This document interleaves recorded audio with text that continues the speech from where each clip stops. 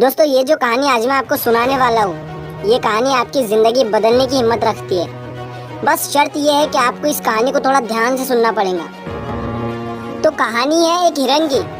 एक बार एक हिरन जंगल में पानी की तलाश में घूम रही थी, भटक रही थी इधर से उधर। बहुत प्यास लगी थी उस हिरन को, बहुत देर से भटक रही थी पानी की तलाश में, लेकिन उसे पानी कहीं पर भी नहीं मिल रहा था।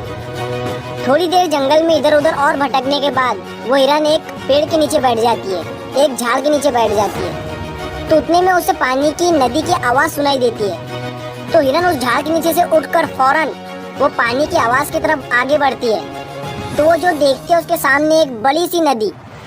तो जैसे ही वो हिरन उस नदी को देखती है तो बहुत खुश होती है, मानो उसे डबल से कोई जिंदगी मिल गई है नई। वो फौरन दौड़ते हुए उस नदी के पास जाती है और जैसे ही पानी पीने के लिए अपना सर नदी में झुकाती है तो उसकी नज़र अपने राइट पर पड़ती है। वो जैसे ही अपने राइट में देखती है तो उसे शिकारी नजर आता है, हाथ में तीर लिए हुए, निशाना तान कर खड़ा हुआ। फिर जैसे ही उस हिरन की नज़र अपने लेफ्ट में पड़ती है तो उसे एक शेर नजर आता है झाड़ियों के पीछे। अब हिरन पानी वानी सब भूल जाती है, कुछ भी नहीं रहता उसके दिमाग में, प्यास वगैरह। फिर वो हिरन पलटकर अपने पीछे देखती है तो उसे भयंकर आग लगी हुई दिखती है, जो कि धीरे धीरे उसके तरफ बढ़ रही थी। अब हिरन जाए भी तो जाए कहाँ? राइट में देख रही थी तो शिकारी नजर आ रहा था, जो कि निशाना तान कर खड़ा हुआ था, और अपने लेफ्ट में देख रही थी तो शेर नजर आ रहा था। सामने तो गहरी और लंबी चौड़ी नदी थी और पीछे तो आग लगी हुई थी। चारों रास्ते बंद हो चुके थे, चारों तरफ से मुसीबत आ चुकी थी। अब हिरन सोच में पड़ जाती है और वो ये सोचती है कि चारों तरफ से मेरी मुसीबत आ चुकी है तो मैं अपना काम करके क्यों ना मरूं। मुझे वैसे भी तो मरना ही है तो मैं पानी पीकर क्यों ना मरूं। तो वो हिरन अपना पानी पीने में लग जाती है। लेकिन थोड़ी ही देर के बाद जैसे ही वो हिरन पानी पी रही थी तो उतनी ही देर में ऊपर से काले बादल छा जाते हैं और उन बादलों से बारिश होने लगती है। तो जो आग थी पीछे की लगी हुई वो पानी से बुझ जाती है और पानी के कारण शिकारी का निशाना चुप कर शेर को लग जाता है और शेर की नज़र पड़ती है सीधा शिकारी पर। तो शेर शिकारी के पीछे लग जाता है।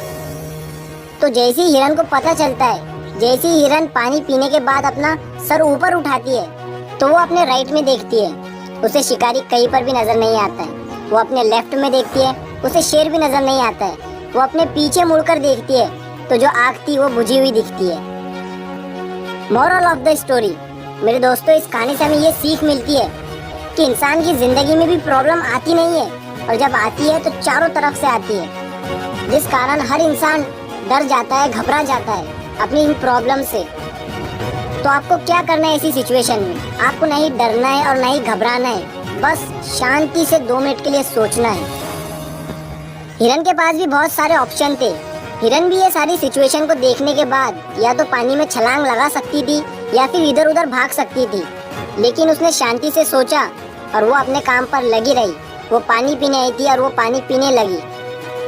इंसान भी अपनी कामयाबी से थोड़ी ही दूरी पर रहता है, लेकिन उसे मुसीबतें दिखनी शुरू हो जाती है, घर की प्रॉब्लम, पैसों की प्रॉब्लम, जिसके कारण वो कुछ नहीं कर पाता है, घबरा जाता है, डर जाता है। लेकिन आपको ना ही घबराना है, ना ही डरना है, बस आपको अपने काम पर बने रहना है।